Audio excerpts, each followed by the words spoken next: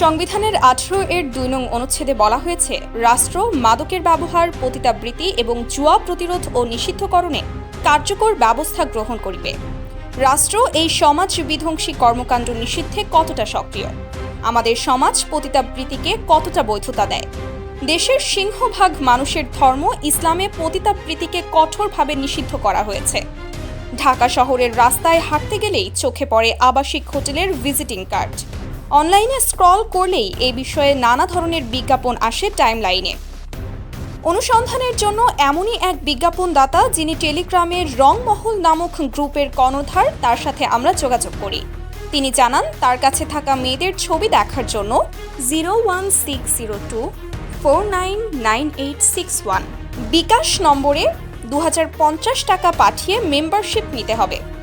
আমরা টাকা পাঠানোর মাধ্যমে প্রবেশ করি নন্দিত নরকে এবং বার্নিং রোজ নামক অন্ধকার জগতে।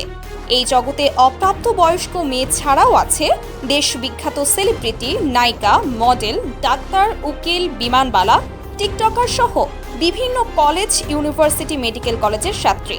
বিজ্ঞাপনদাতা এই কাজ করার জন্য ব্যবহার করছেন রাফসান হক নামের একটি ছদ্মনাম।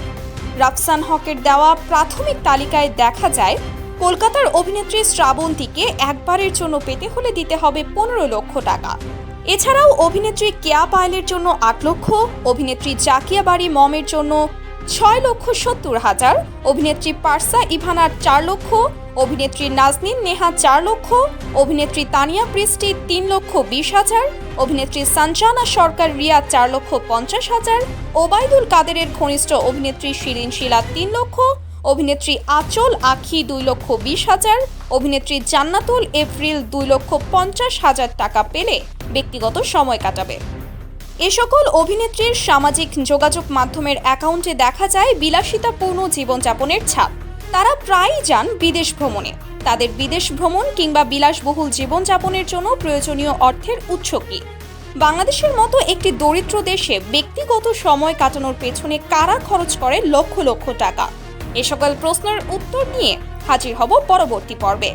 প্রিয় দর্শক, আপনাদের কাছে থাকা অনিয়ম, দুর্নীতি, সমাজ এবং রাষ্ট্রবিরোধী কর্মকাণ্ডের তথ্য আমাদেরকে দিন, আমরা প্রচার করব ইনশাআল্লাহ।